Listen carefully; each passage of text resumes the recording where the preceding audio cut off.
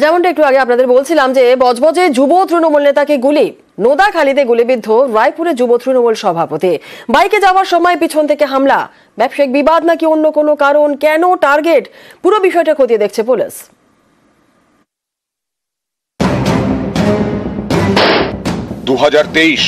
সেবারেও তাকে লক্ষ্য করে গুলি চালায় দুষ্কৃতীরা, হাতে লাগে গুলি।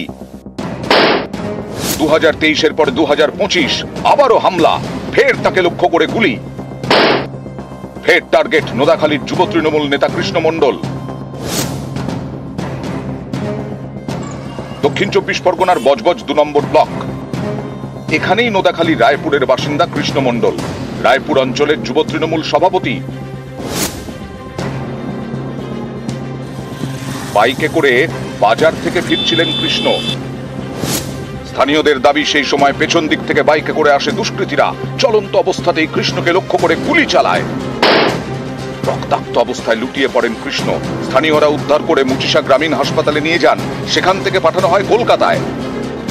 আমি দাঁড়িয়েছিলাম, এবার আওয়াজ হয়েছে, আওয়াজে আমি বাইরে গাড়ি পাঞ্চার হয়েছে রাখা, তাতে গাড়ি একটা বাইক পড়ে যায়, পড়ে যাওয়ার পর লোকে হয়তো এসে জিজ্ঞাসা করে কি হয়েছে, তো অটো করে চলে যাচ্ছে, দেখলো কি বললো একটা কে গুলি করেছে।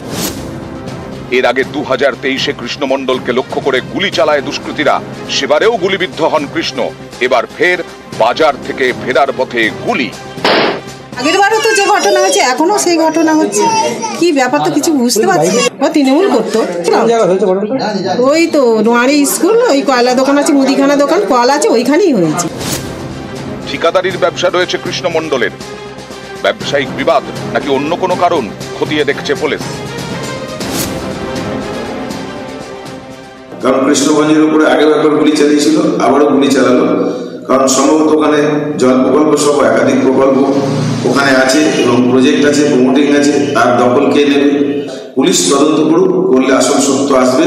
তৃণমূল কংগ্রেসটা করে, যারাই করুক, যেই করুক, খুব অন্যায় করেছে, তার পুলিশ তদন্ত সাপেক্ষ। এগুলো তো কাম্য না, একটা এলাকায় গুলি চলবে, কাউকে মারবে, কেউ কাউকে মারবে, সে যেই দল করুক, যাই করুক। সমীর মণ্ডল, নিউজ 18 বাংলা।